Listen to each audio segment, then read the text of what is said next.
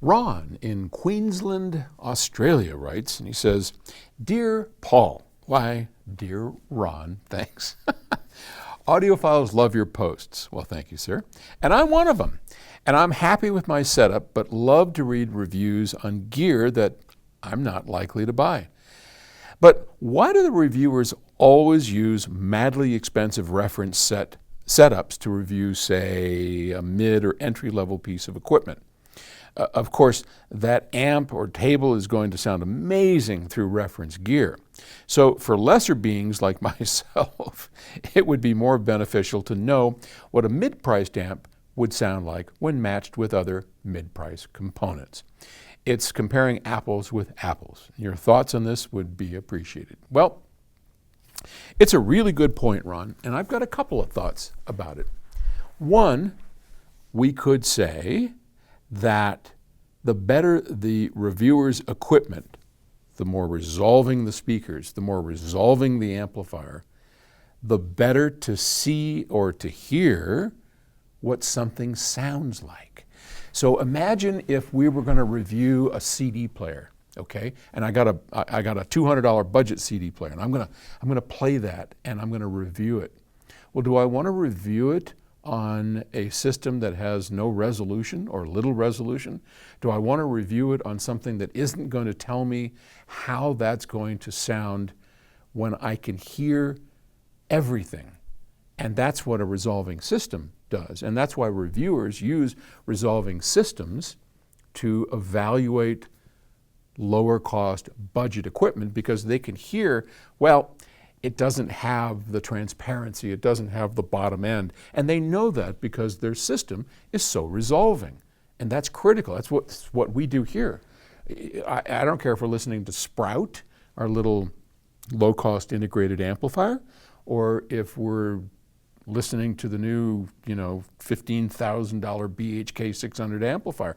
We're going to listen to it in the most resolving system possible so we can hear every single good part, bad part, nuanced part, etc. So that is one simple answer.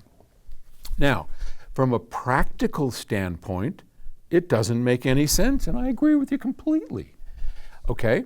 Because you're not going to play that budget piece that you can afford on a highly resolving system. So what the hell difference does it make if it works one way or the other on this resolving system? So I get it. Now, Tom Gillette, which was a guy I'm trying to think. He was in Stereophile, and he had a great budget column where he would just talk about the sensible system. He would put together great systems for a couple of grand, and Tom was the cheap audio. I should have looked this up. See, and everybody gets mad at me. Well, why didn't you look it up before you start? Well, 'cause I don't. I'm coming in here on a Saturday, and I'm just talking to you. Okay? If you had sat down right here and come up and asked me that question, this is the answer you would get. The audio cheapskate. See, if I talk long enough, I'll remember stuff. But yeah, that's what I do. I come up here and I just talk to you as if you were sitting right there. So there you are. So Tom did and his stage name was Sam Tellig, which Tellig is Gillette backwards. Is that right? Yeah. Tellig is Gillette backwards. His real name, anyway, whatever, was Tom Gillette, and he wrote this great column and people loved it. I think he just got bored doing it, but it was great. And I wish somebody else would do that because, to Ron's point, it makes perfect sense. Two things. I want to know if a piece of gear, I want to know on an absolute basis, how good does it sound? To do that, we need a highly resolving system. Done.